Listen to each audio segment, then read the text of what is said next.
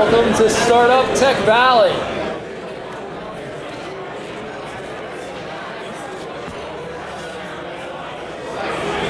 If I could get your attention, please. We'll have a program, we'll make it a little shorter just because I know this networking session is going really well. But if we could get everybody who's kind of wandering in the bar area to move in, that would be great. My name is Jason Kruzovich. I'm the director of the Severino Center at RPI and also a professor of information technology and marketing, and I throw entrepreneurship in there sometimes. But I'm really happy to see you here. I feel like this is a great launch for an event that must resonate with a lot of people. We've heard, when different people have walked through the door, I've asked, how did you find out about the event? Oh, I heard it from a friend, and they passed it along. And that's the best type of marketing that we want. Something that people will hear about, they say, oh, that's a great idea, we should have something like that, and they pass it along to a friend. So thank you for coming. This is something we want to, first of all, thank Kelly, who's been involved with the organization. She really keeps the Severino Center running.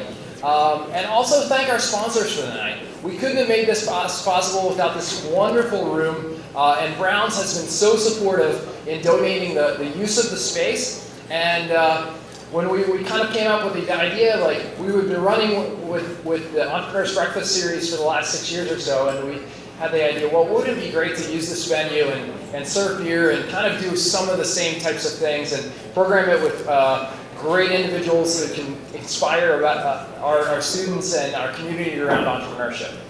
And so I'm very excited with how this worked out. We also have our first external sponsor with Rapid Application Developers and Steve LaPointe. So if you give them a brief hand. We do want this to be a community event where the community comes together, and I think there's no better way to sponsor to throw the excuse on it. We're going to buy the community a beer. We're going to buy an appetizers for the community. Or for those of you who are interested in kind of coming to a higher level of sponsorship, we have those opportunities as well. The Rapid Application Developers came in as an anchor sponsor of $2,000, so that's great. There is additional information on sponsorship on the tables around the room. So when we were looking to have this discussion, the idea for tonight's program was around looking out externally to some other ecosystems that seem to be very active, that may be similar or different than ours, but they have some really exciting things going on. And the first place we looked at, I think, was actually very similar to the context, or geographically at least, or as around here, was the Syracuse area. And we're very happy to have Nasser Ali join us from Upstate Venture Connect. He's the Executive Director of Seed Capital Fund of CNY and CEO of Upstate Venture Connect, an organization that's very involved with building an ecosystem in upstate New York. Prior to founding UBC, he was president of the Tech Garden and taught an entrepreneurship class in Syracuse that turned into the technology accelerator that's gotten a lot of great things going on. He's also got a degree in management, or an MBA from Yale University, and an undergraduate in physics from Princeton, so great background. So welcome, Nasser. Thank you.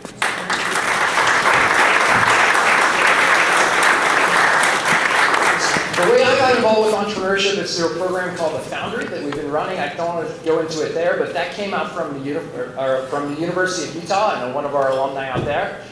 They've got a wonderful culture of entrepreneurship out in Utah. So we've got Cameron Brain, who has been involved with that ecosystem. He's a former RPI student and serial entrepreneur. He actually left RPI to kind of pursue the entrepreneurial dream.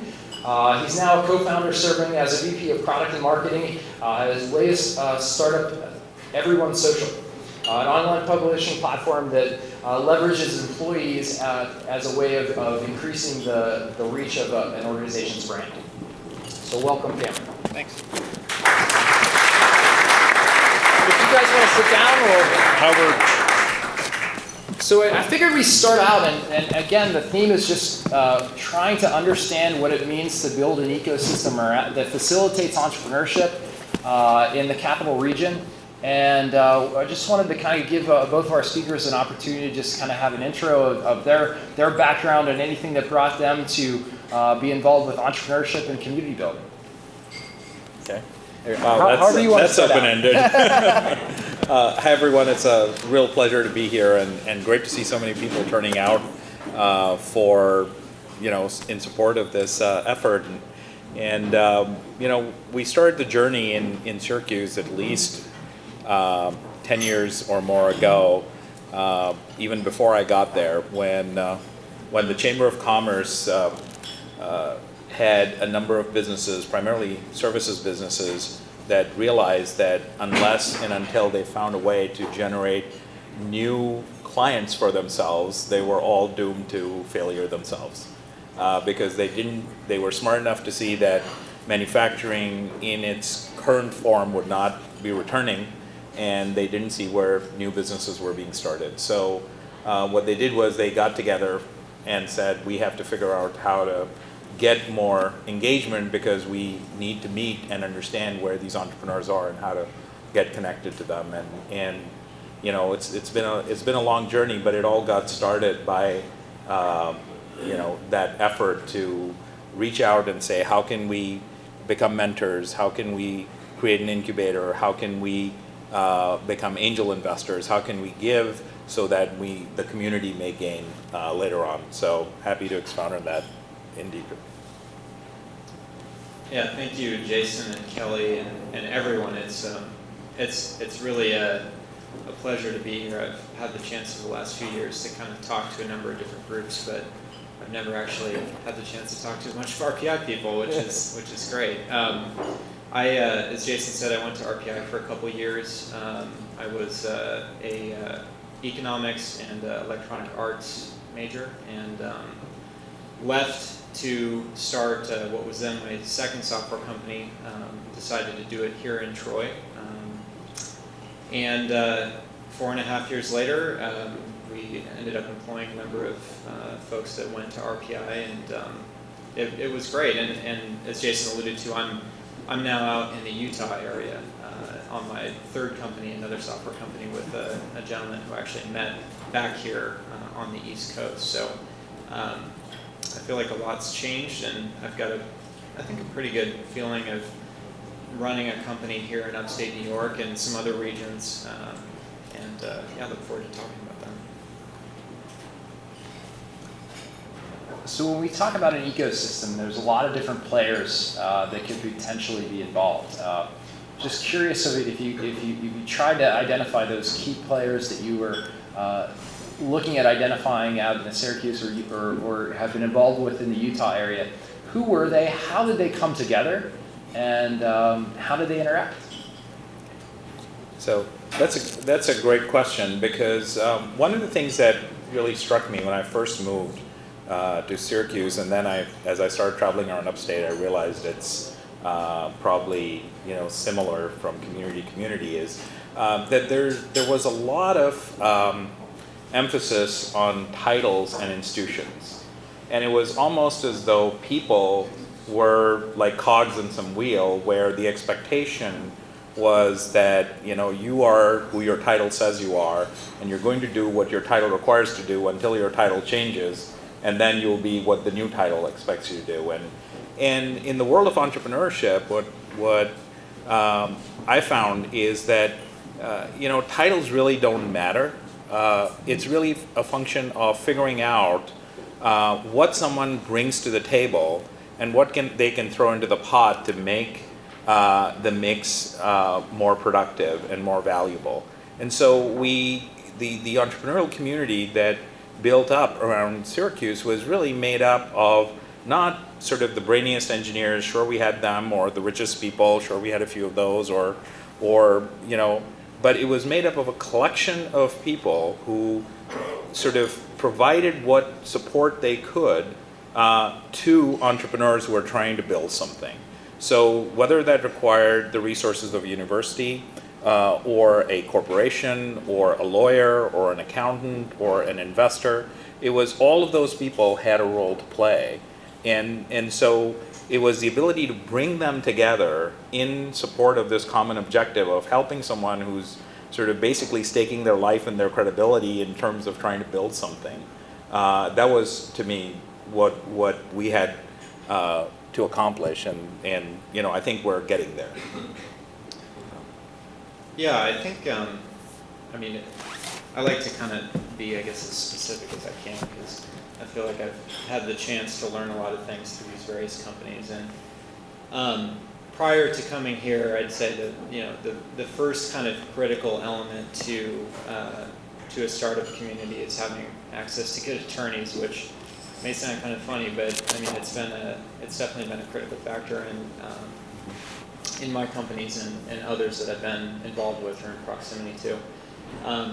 Here in Troy, my company would not have happened had it not have been for a couple of RPI professors. One of whom's still here, one of whom is at a different university now, both a part of the Valley School. And they helped me develop what was then just a basic concept into something that I could actually raise some money around. I quickly learned after raising that money that I had absolutely no idea how to do all the rest of the stuff. But and you know, I think that was part of where I found there to be a challenge in this area was I was in my early 20s at the time, similar to some folks in this room, obviously everyone who's going to school, and I just hadn't had those experiences, right? Like, I mean, building a product was something that I'd kind of done, but I didn't understand marketing, I didn't understand sales, who those kind of people were like, who I needed to go and find, and it was a challenge I felt to, you know, to really kind of get into that. I mean, this is a lot more community than I frankly ever felt there was, you know, 6 or 7 years ago. So, anyways, it's great to see.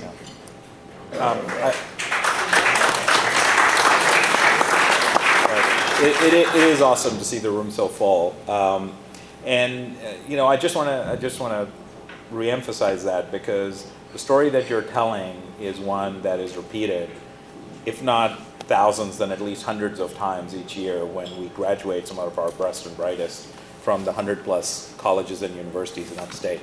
And the big challenge, and you know, I'm crazy enough, and my UVC co-founder Martin Babinec, we're crazy enough that we actually said, you know, we've heard all the stuff that people say about why people leave, and should we actually go out and test this? So we went out and we met people in Boston, in New York City, in Silicon Valley, in Washington, D.C., and we basically said, so why did you leave upstate? You know, you're a successful entrepreneur. What made you leave?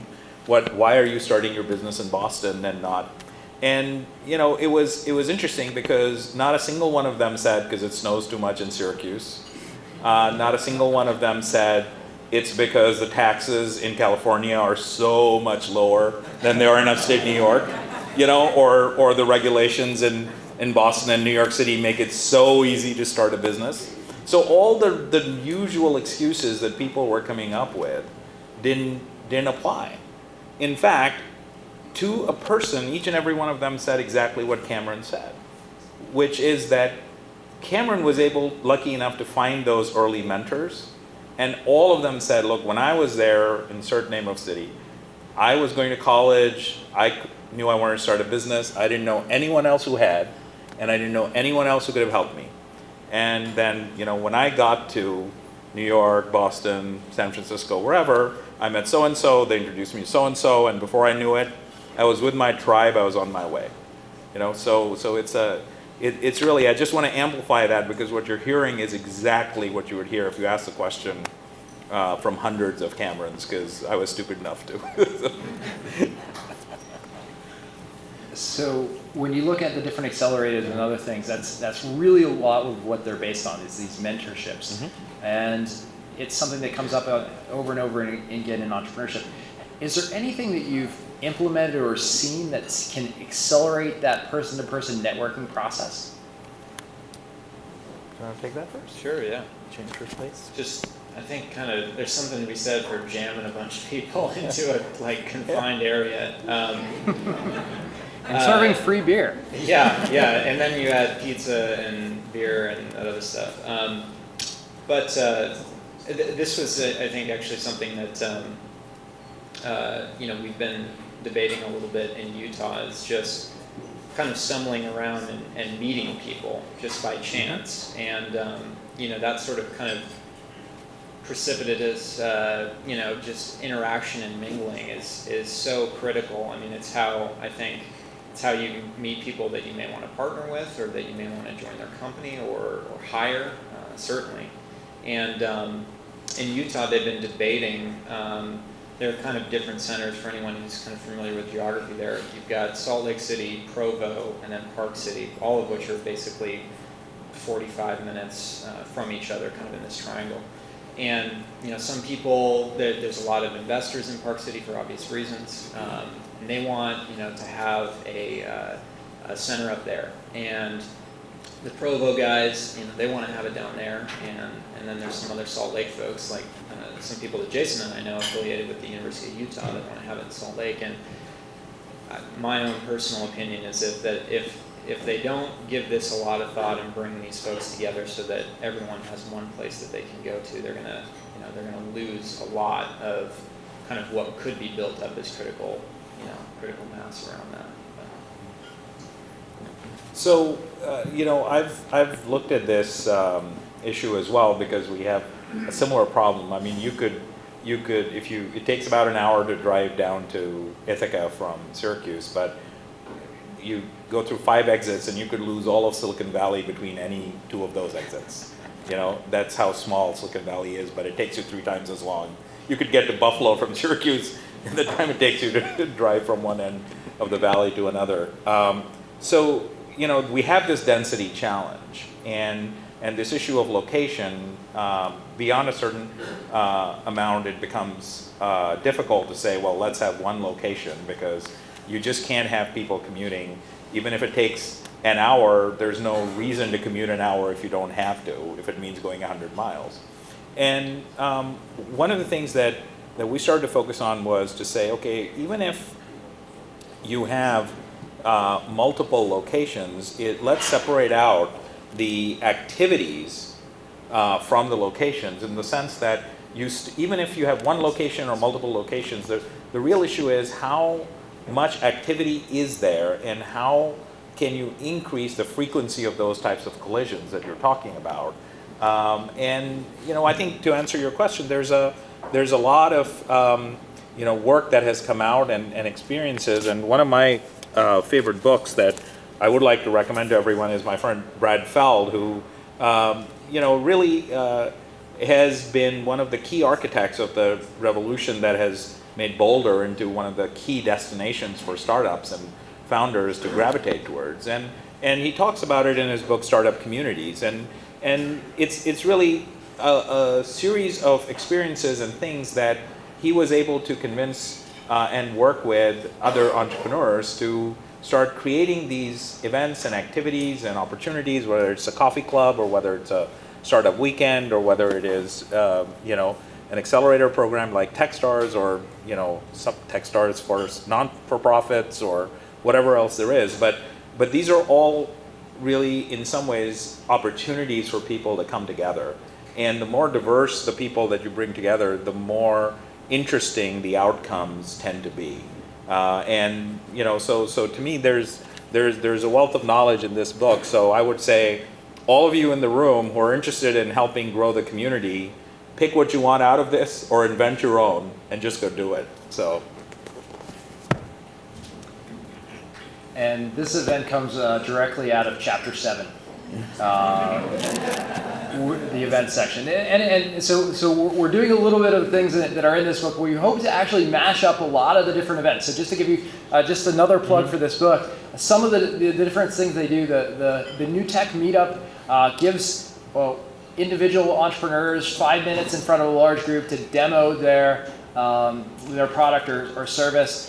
We want to have that same offering, so that at the end of the event, or if we have a formal program or speaker, we can have those opportunity for demos. I'd almost rather have the whole time filled with demos if we had that many people who were launching businesses, and we may see that eventually.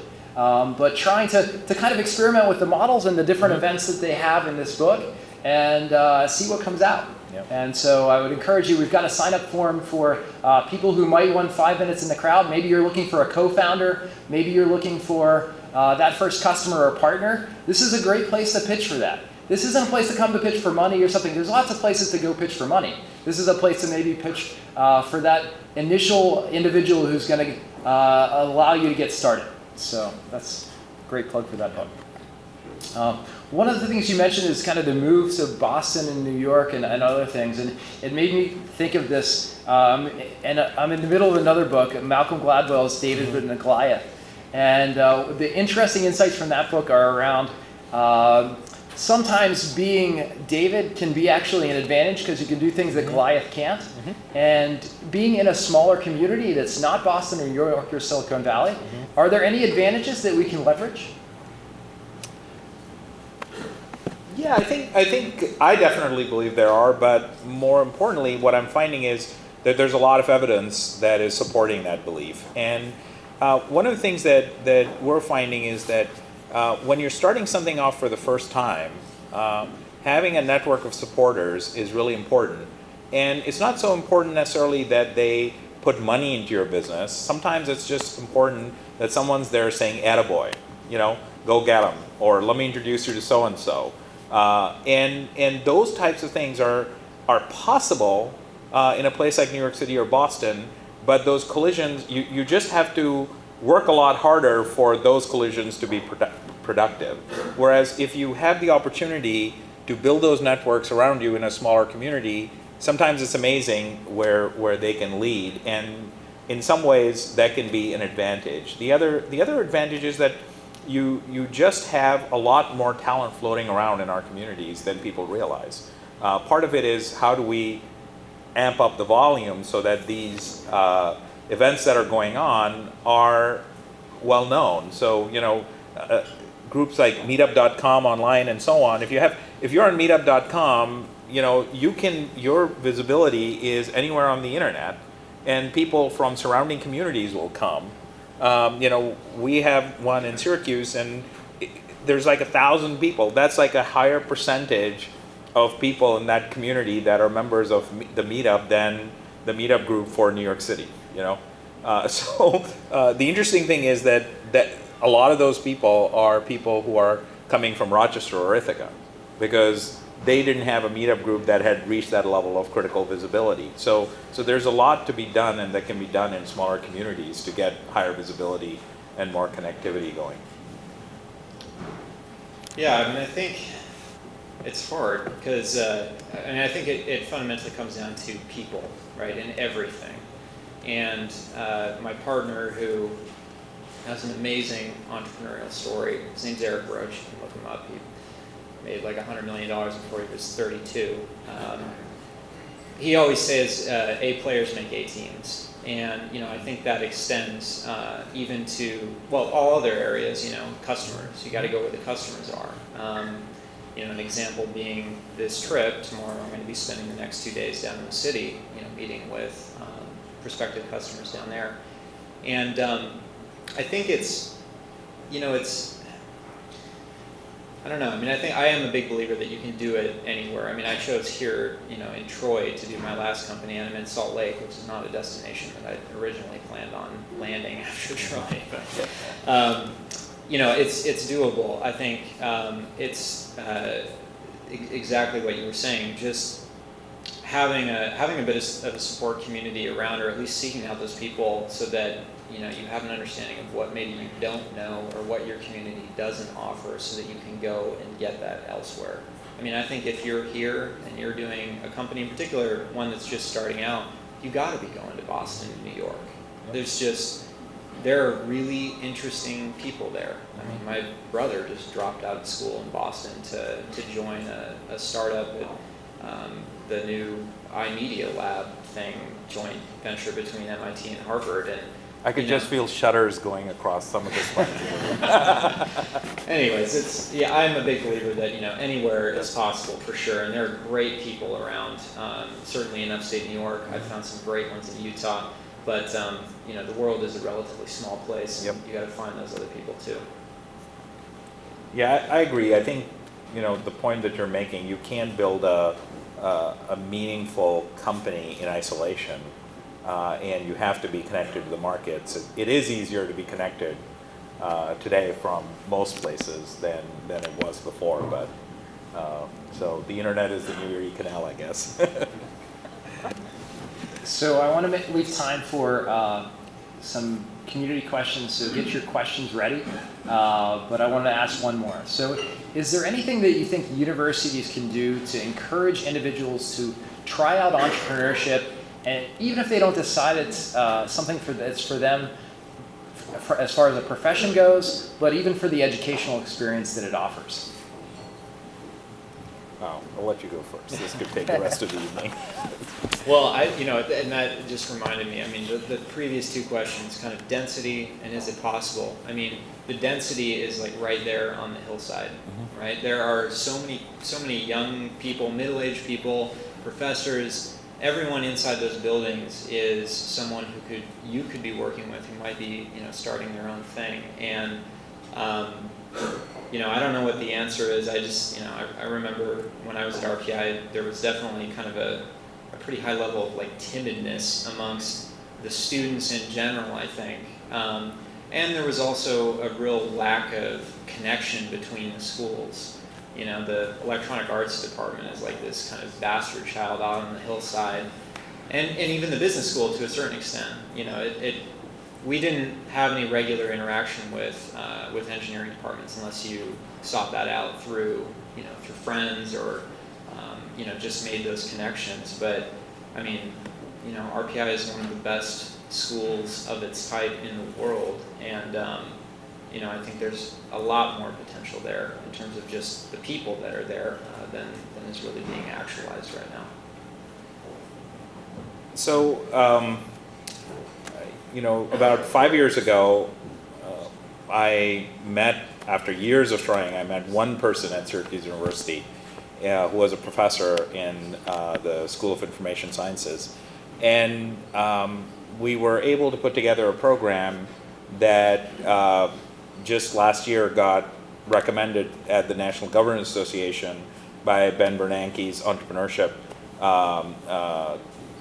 advisor, who's from Harvard, as a program that any community could start. And it's called the Syracuse Student Sandbox, and it really grew out of this desire to figure out a way to initially get the community, which was kind of what my interest was, the business community, to connect with entrepreneurial students, and ultimately became a pathway for multiple colleges and universities, not just schools within a university, to have students connect with each other and those mentors from the university. So there's a lot to be said there and done there, and I'm happy to chat with you, all of you, and introduce you to the people who pull that program together and are running it, because it can easily be replicated in any region or community in Upstate, where Upstate Venture Connect is actually working with a group of universities in the Mohawk Valley area and with some of the business leadership there to see if we can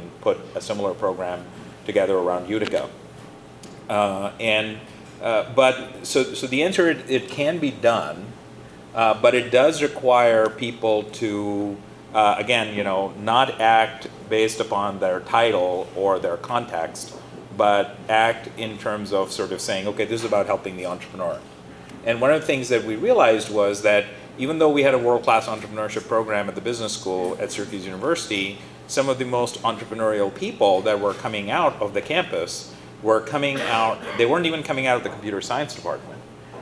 They were coming out of the English department, the visual and performing arts school, the communication school, and most of these people basically were able to teach themselves programming, because that's the beauty of the internet. So it's the irony of paying so much money to go to school and then sit by yourself at a computer to teach yourself programming, as opposed to walking into the computer science department and learning it. That's a whole other story for another day. But these people, it would be very difficult for them to teach themselves all the business aspects of being an entrepreneur on their own. That's something you can't do. And they were always sort of, again, the same timidity to, I'm not going to walk into the computer science department, or I'm not going to walk into the business school, because they all dress funny there, or they all whatever, it is. And both sides are sort of looking at each other the same way. It's kind of like high school all over again.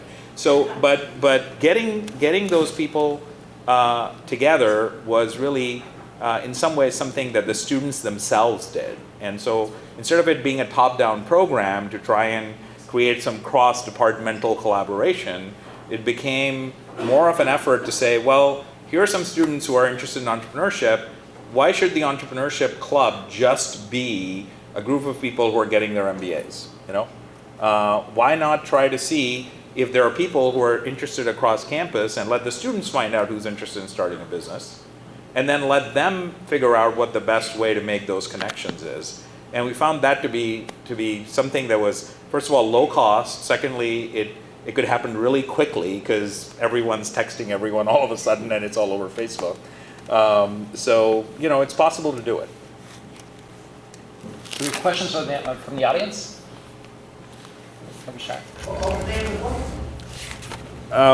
Startup communities. By Brad Feld. Oh, they're not underneath the chairs? What's that? No, there's just a dollar bill. Other questions? Yes. So from an outside perspective looking in, what would you say are the top 2 or 3 biggest inhibitors in the Albany area that really prevent us from having a big groundswell of support and the type of community that you think is so conducive to entrepreneurship? Go. Yeah, I mean, one of the most interesting places I've seen, and I think it's kind of old at this point, but is this place in the valley called the Hacker Dojo. And it was a building that this company, Palantir, and a couple others bought. And they basically just said, like, all right, anyone who's working on a project at any point, free couch, free office space, free internet. Like, we sometimes go there when we're just down in the valley and we need to kill a few hours to do some work. And it's not an incubator. There's no structure to it. It's just totally open. And, somewhat, I think they kind of have like a, somewhat kind of governing group or whatever, but of individuals. And a number of pretty well-known startups got their kind of start there. I want to say there was something concerning the Dropbox guys or Airbnb or something like that. But anyways, it's just, again, about getting, providing a completely flexible space for people to come, where it's not even really all that much about the resources. I think that's just that's the big debate in the Utah communities right now is what is that thing going to be and where is it going to be? And again, there's always this tendency on these. As far as I'm concerned, the only incubator that ever really counts for anything is Y Combinator, and those guys have done an amazing job with establishing their own community. Even when you get through the program, you're a part of an alumni group. You get access to private email lists with everyone else on it who's ever gone through the program. It's not about kind of contrary to my earlier point. It's not about free legal advice or a bunch of these perks or other things like that. It's just Connections. Yeah, exactly. It's just connections. So I think part of the challenge that we have is that we're looking for big silver bullet solutions. There's a natural tendency to believe that it's somebody else's job to fix the problem. So it's the university's job because they have more money than anyone else. It's the state's job because aren't we paying all these taxes? And those are all, I think, major inhibitors. Because if you read Brad's book, what he talks about is, these things are going to take 20 years. And it's hard if you're operating on a grant or if you're operating on a time frame that says, after this, I cannot last, to have a 20-year vision and the commitment to do it.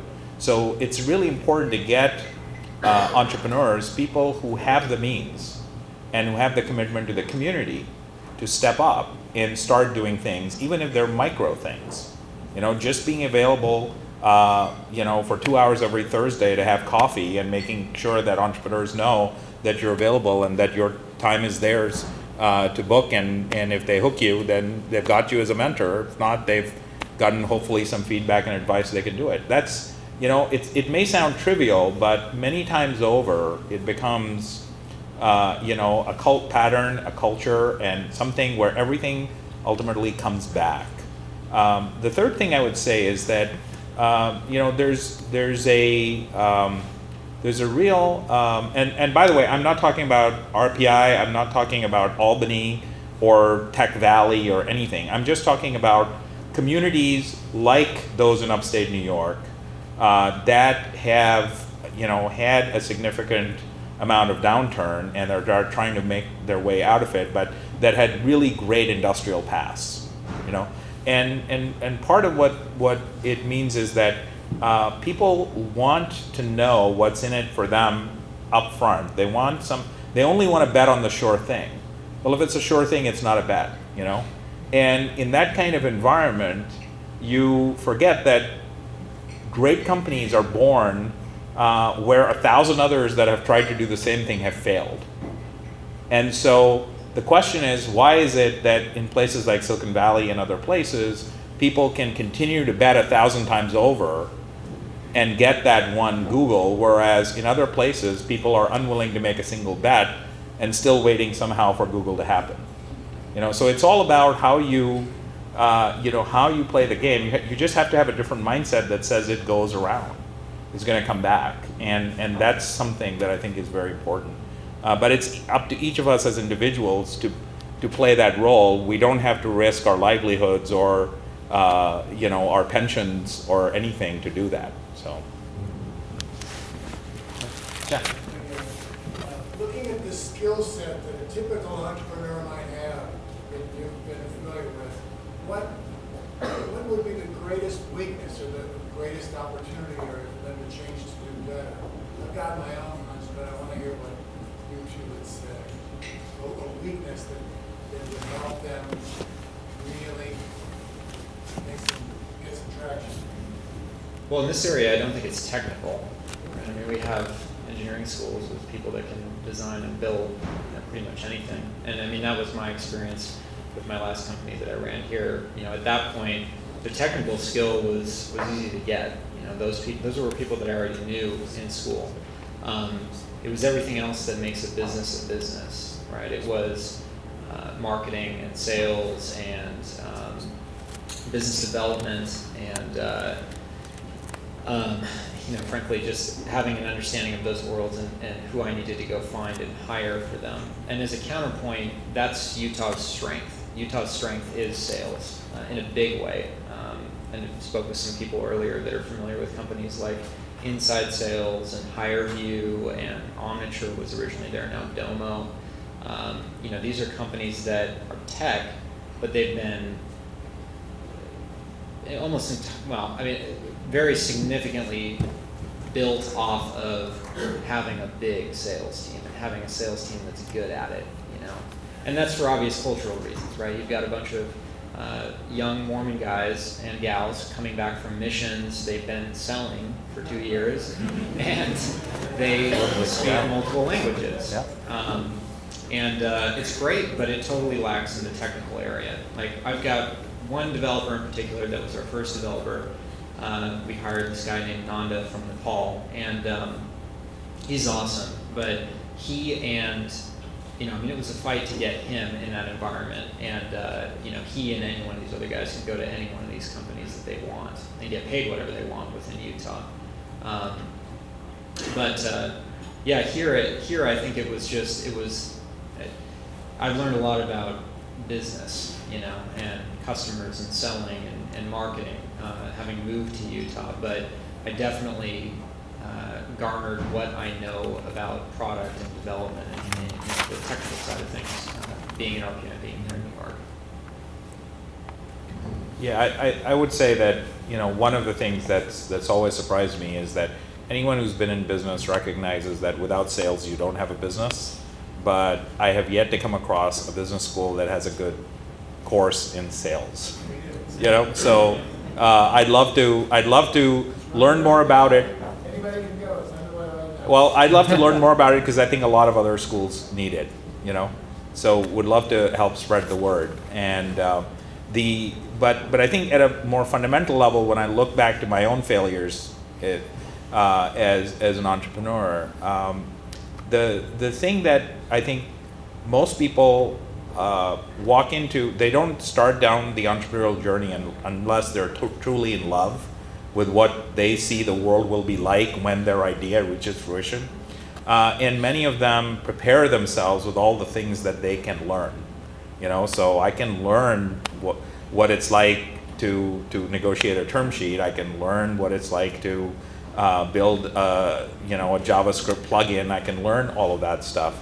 I can even learn how to write a business plan. But I think the single most difficult thing for people to do is to understand other people and understand that at the end of the day, the success of your business is driven by your ability to work with people both within your organization and outside. And I think that is sort of a lesson that's not, you can work for a big company and you can be in any department, but you just still don't encounter enough people in enough different contexts the way you do as an entrepreneur to be able to understand how important that is. All right, so I do want to hold the rest of the questions. I think this is a great session. If we give our panel members a hand here.